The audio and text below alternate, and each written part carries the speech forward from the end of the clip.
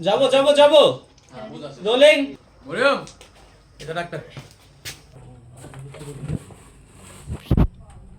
রোগীর কি অবস্থা মানে উনি আমি ডাক থেকে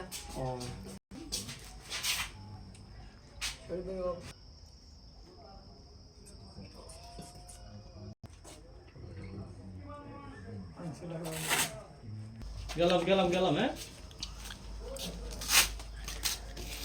এই আর তো ওখানে পাওয়া যায় না